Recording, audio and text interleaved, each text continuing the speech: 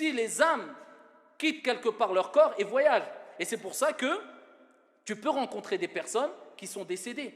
Ton père, ton grand-père, un homme pieux, un homme vertueux, une femme vertueuse, etc. Et qui t'annoncent des bonnes nouvelles. Et ça, il y a beaucoup de récits des pieux et des sages qui nous ont précédés concernant ce genre de rêve. En voyant un tel et qui lui raconte qu'est-ce qu'il vit au paradis, etc., etc. Il lui pose des questions. Il dit, qu'est-ce qui a provoqué le fait que tu sois au paradis? Et ça, il n'y a pas de mal de prendre en compte si le rêve, il est clair. Il n'a pas d'ambiguïté. Il a un début et il a une fin. Donc ici, il va lui dire, c'est parce que j'ai fait telle action. Comme certains pieux prédécesseurs, il est rapporté qu'il disait, je suis au paradis par la cause de Surat al-Fatiha que j'apprenais aux enfants. Il y a un parmi les pieux qui nous ont précédés qui a vu ça. Il dit, c'est ça qui m'a mis au paradis. Et il a raconté ça aux gens. Ça, c'est une réalité, c'est possible.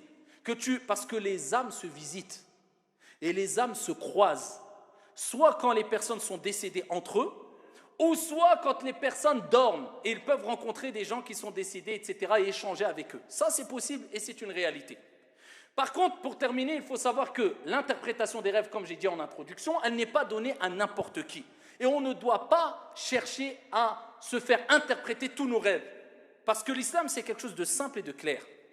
Le prophète nous a pas rendu les choses compliquées. Allah, Jalla wa Ala, nous a pas rendu les choses compliquées, c'est-à-dire il y a des rêves, ils veulent dire quelque chose, et si tu ne l'interprètes pas, il risquerait de t'arriver un malheur. Non, le prophète, qu'est-ce qu'il dit? Tu fais un beau rêve, raconte-le à quelqu'un que tu aimes, et c'est une bushra, une bonne annonce d'Allah Azza wa Jal, remercie Dieu.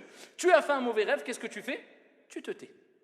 Et il ne t'arrivera rien. C'est aussi simple que ça. Maintenant, quand tu fais un beau rêve, et si tu connais une personne de science, à qui Allah a donné ce don-là, et qu'il est connu pour interpréter les rêves à travers Al-Kitab, ou As-Sunnah, à travers le livre de Dieu et la Sunnah prophétique, il n'y a pas de mal de lui rapporter ce rêve-là.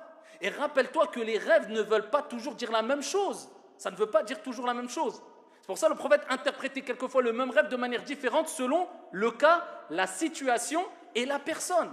Donc vous voyez qu'on ne peut pas interpréter les rêves comme ça. Ou alors des gens disent, il y a le livre d'Ibn Sirin, rahimahullah ta'ala, ce grand savant, ce grand ascète, Allah lui a ouvert cette porte de l'interprétation des rêves, certes.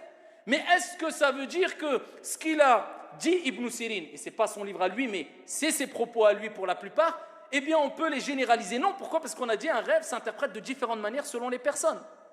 Et deuxième des choses, ce n'est pas parce que tu vois une chose qui te paraît mauvaise dans un rêve que c'est mauvais. Je vous donne un exemple.